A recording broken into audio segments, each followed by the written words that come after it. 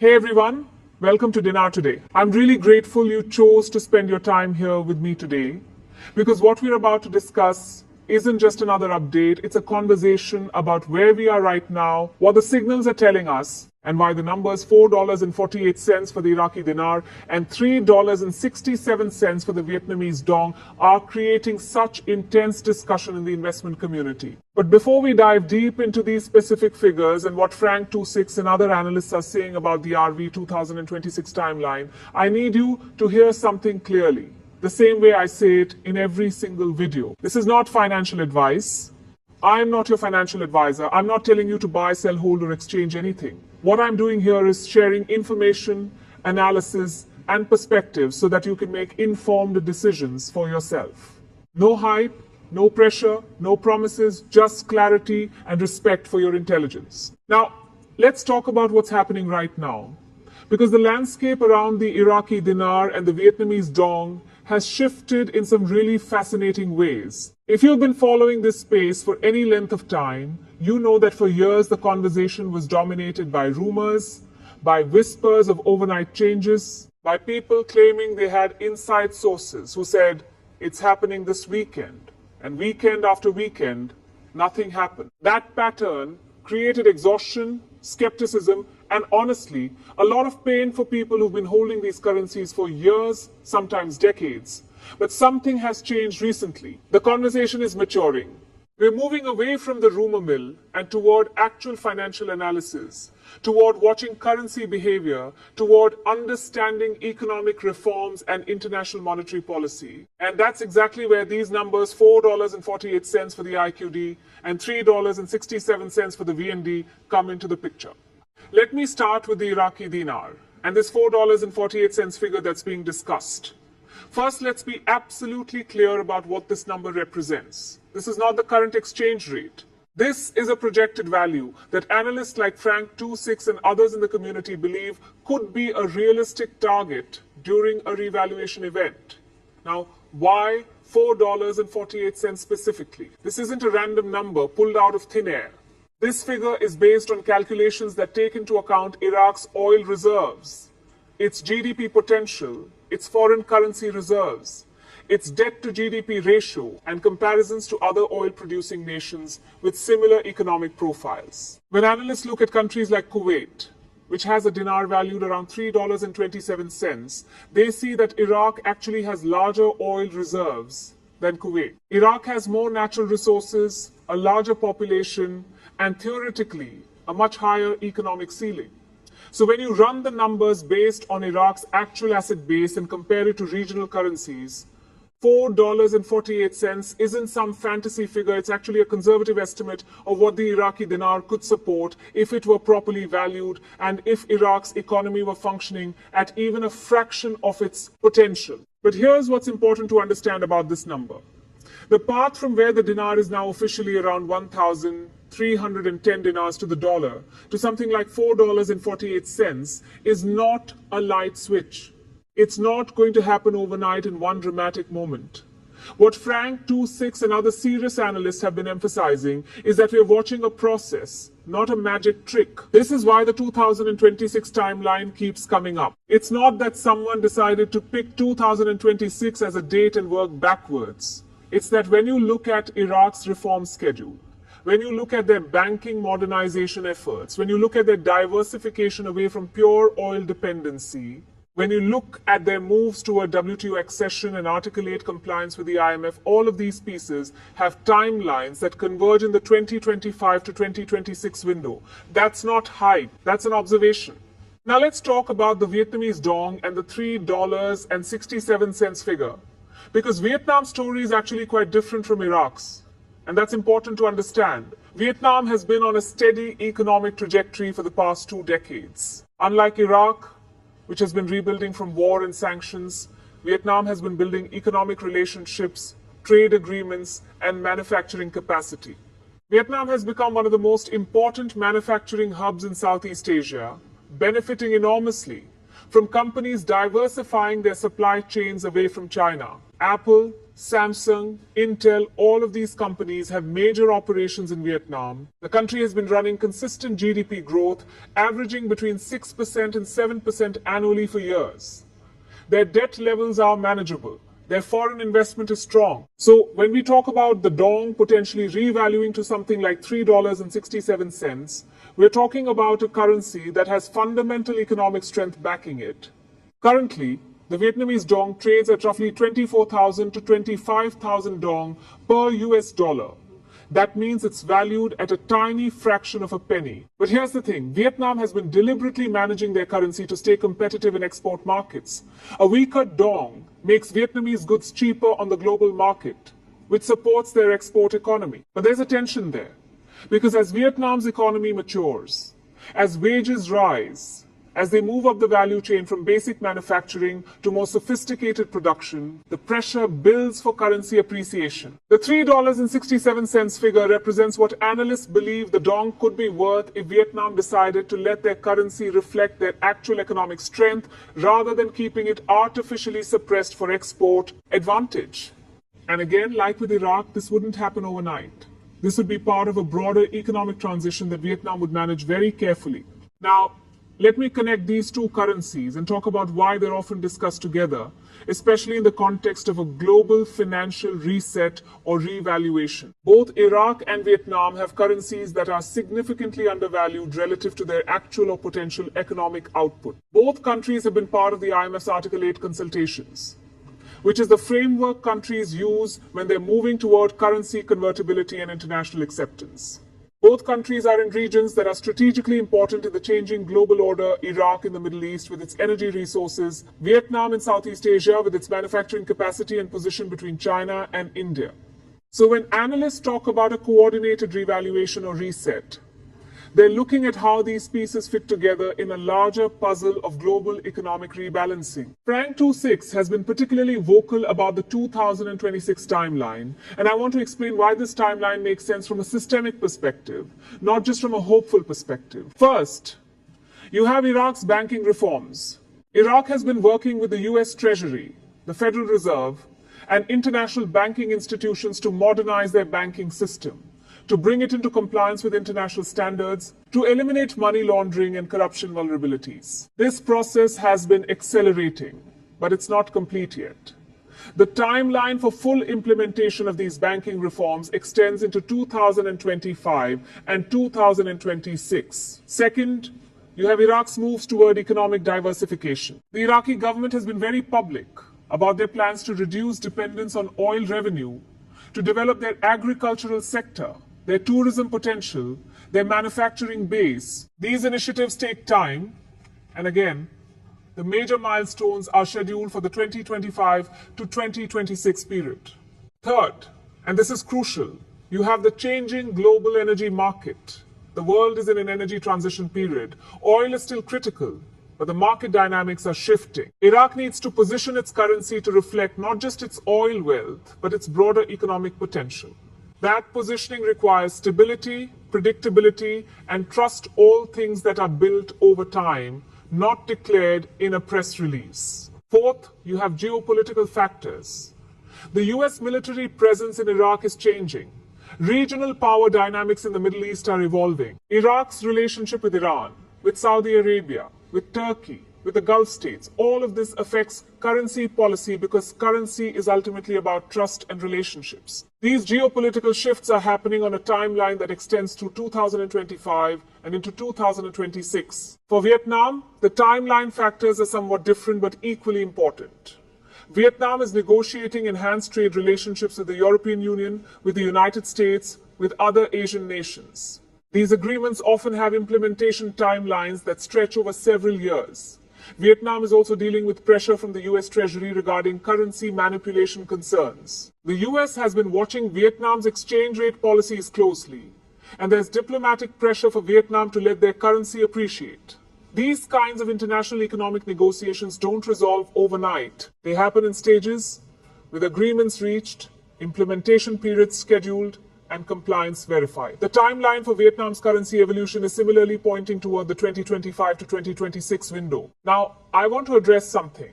that causes a lot of confusion and frankly a lot of pain in this community. And that's the difference between watching a process unfold and waiting for an event. A lot of people got into the dinar or the dong because they heard it was going to be a quick win, a short-term play, an overnight wealth event. And when that didn't happen, when years passed and the exchange rate didn't change, people felt betrayed, felt foolish, felt like they'd been scammed.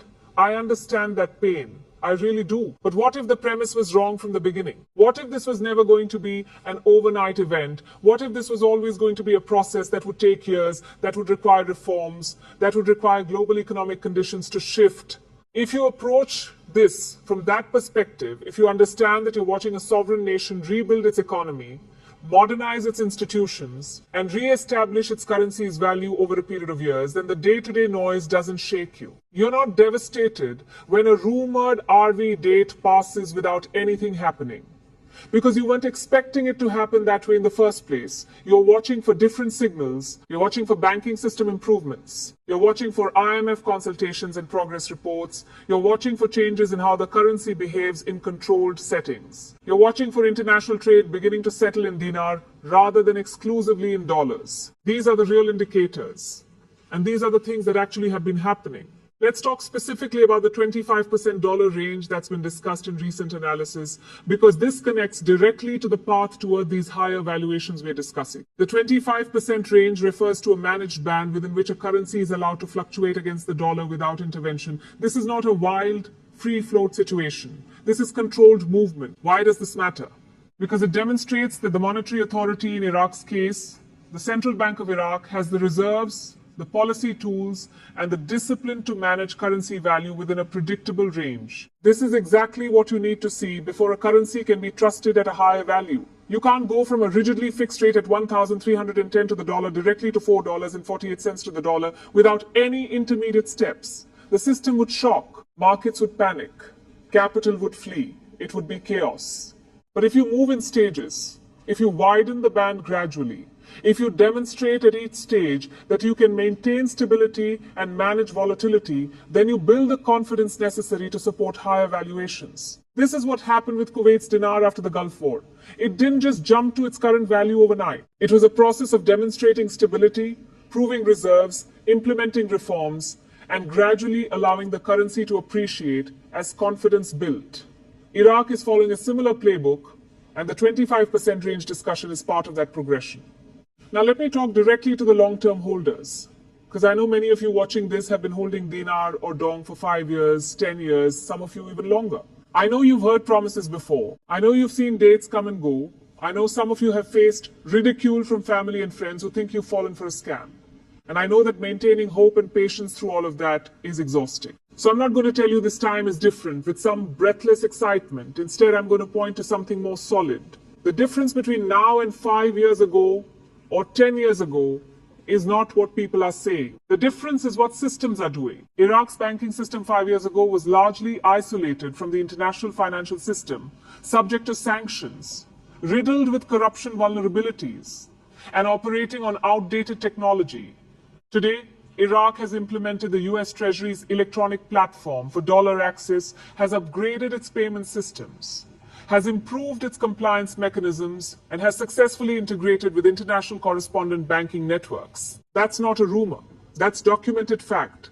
Vietnam's economic integration 5 years ago was significant but still developing. Today, Vietnam has comprehensive trade agreements with the EU, Japan, and multiple other major economies.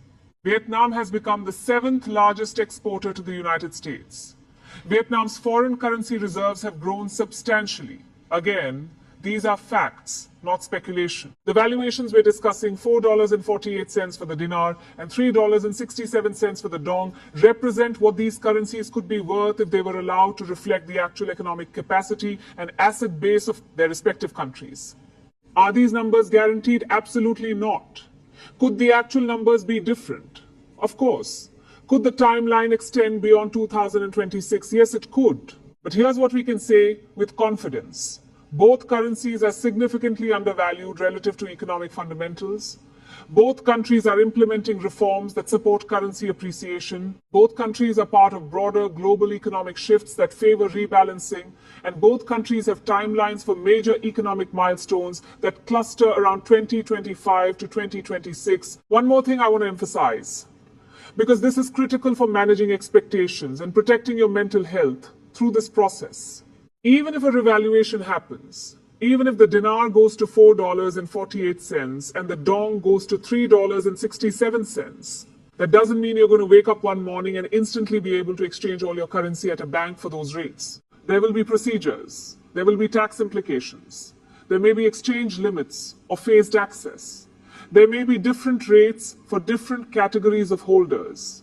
International currency events of this magnitude are complex, and they're managed carefully to prevent market disruption and capital flight. So even in the best case scenario, you need to approach this with patience and realistic expectations. You need to understand that you may need legal advice, tax advice, and financial planning help. You need to be prepared for a process, not an event. And you absolutely must not make life decisions based on assumed outcomes. Don't quit your job. Don't stop paying your bills. Don't make financial commitments based on money you don't have yet. That's just basic financial prudence, regardless of how confident you feel about any investment. Now, let's talk about what to watch for moving forward. Because if you're going to stay informed and maintain perspective, you need to know what actually matters versus what's just noise. First, watch the Central Bank of Iraq's official statements and policy changes. When they announce changes to the exchange rate mechanism, to the monetary policy framework, to reserve requirements, those are real signals. Second, watch IMF Article 4 consultation reports and statements. The IMF publishes these regularly, and they give you actual data on Iraq's and Vietnam's economic progress. Third, watch for changes in international trade settlement. If you start seeing news that Iraq is settling oil sales in dinar or that Vietnam is settling trade in dong with major partners, those are significant developments.